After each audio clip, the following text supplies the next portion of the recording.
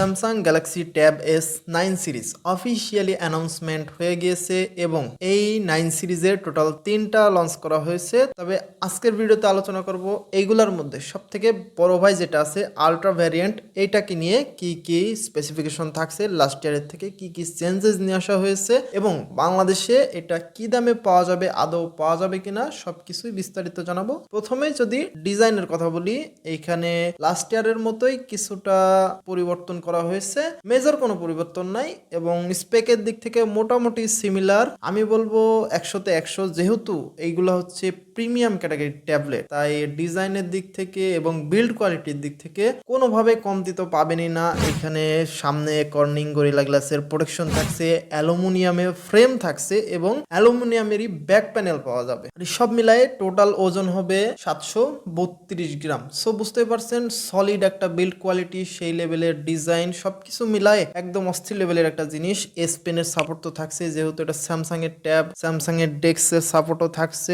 সব মিলায়ে অন্যরকম একটা এক্সপিরিয়েন্স পাওয়া যাবে। IP68 এর ওয়াটার অ্যান্ড ডাস্ট রেজিস্ট্যান্স তো থাকছেই, যেহেতু এটা ফ্ল্যাগশিপ ট্যাবলেট। আর এই ট্যাবটাতে ডিসপ্লে হিসেবে থাকছে 14.6 ইঞ্চির 1848x2960 পিক্সেলের একটা 2x ডাইনামিক অ্যামোলেড ডিসপ্লে। অবশ্যই এটা হাই রিফ্রেশের যুক্ত 120 হার্জ এর রিফ্রেশ রেট, HDR10+ এর সাপোর্ট তো থাকছে। অস্থির কোয়ালিটির একটা ডিসপ্লে, যেহেতু এটা স্যামসাং এর ট্যাব আর স্যামসাং সবসময় অস্থির লেভেলের ডিসপ্লে প্রোভাইড করে, এইখানেও তার ব্যতিক্রম হচ্ছে না। সুপার ডুপার কোয়ালিটির ডিসপ্লে থাকছে এবং প্রসেসরে থাকছে স্ন্যাপড্রাগনের 8 Gen 2 চিপসেট, এটা 4 ন্যানোমিটার চিপসেট এবং এটা হচ্ছে একটা ফ্ল্যাগশিপ চিপসেট। সো পারফরমেন্সের দিক থেকে এখানে কোনোভাবে কমতি পাচ্ছেন না। সফটওয়্যারের দিক থেকে অ্যান্ড্রয়েড 13 One UI 5.1 লেটেস্ট তো থাকছেই। এছাড়াও এখানে ফ্ল্যাগশিপ ফোনগুলোর মতোই 4 বছরের মেজর অ্যান্ড্রয়েড আপডেট সহ 5 বছরের সিকিউরিটি আপডেট তো পাবেনই। ক্যামেরার ক্ষেত্রে ট্যাবের ক্যামেরা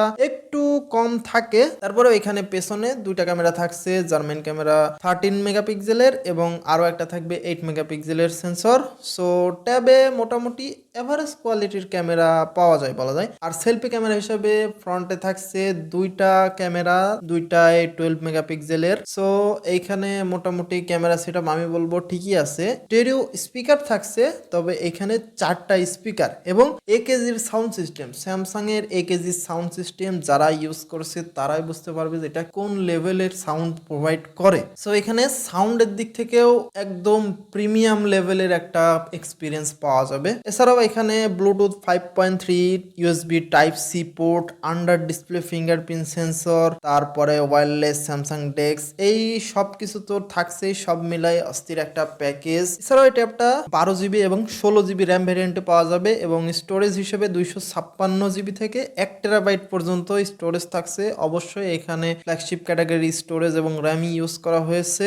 এই ট্যাবে ব্যাটারি হিসেবে ইউজ করা হয়েছে 11200 mAh এর ব্যাটারি, যেহেতু এটা আলট্রা ভ্যারিয়েন্ট তাই এটার ব্যাটারি সব থেকে বেশি এবং এটাকে চার্জ করার জন্য 45 ওয়াট পর্যন্ত চার্জিং সাপোর্ট দেওয়া হয়েছে। তবে বক্সের মধ্যে চার্জার তো পাবেন না, আলাদাই নিতে হবে। তবে 11200 mAh এর ব্যাটারি আমার মনে হয় গুড এনাফ একটা ট্যাবের জন্য, যেহেতু এখানে ডিসপ্লেটাও বিশাল বড় তাই ব্যাটারিও একটু বড়ই লাগে। তো এখন যদি দাম নিয়ে একটু কথা বলি, এই ট্যাবটা ইন্টারন্যাশনালি 1200 ইউরোতে লঞ্চ করা হয়েছে, যেটা বাংলা টাকায় কনভার্ট করলে 1,44,000 টাকা দাঁড়ায়। তবে বাংলাদেশে এটা আনঅফিসিয়ালি আসবে, আশা করা যায় কিছুদিন লেট হবে এবং বাংলাদেশে আসলে এটা 1.5 লক্ষ টাকার উপরে বিক্রি হবে। দাম শুনে অনেকে হয়তো হতাশ হতে পারেন, হতাশ হওয়ার কিছু নেই। এটা একটা প্রিমিয়াম ট্যাবলেট, যদিও এটা সবার জন্য না। যারা স্যামসাং এর একটা ইকোসিস্টেম চাচ্ছেন তাদের জন্য বেটার একটা অপশন হতে পারে। স্যামসাং এর ইকোসিস্টেমটা খুবই ভালো কাজ করে, যারা ইউজ করেছেন তারা খুব ভালোভাবে জানবেন। সো এই তো ছিল গ্যালাক্সি ট্যাব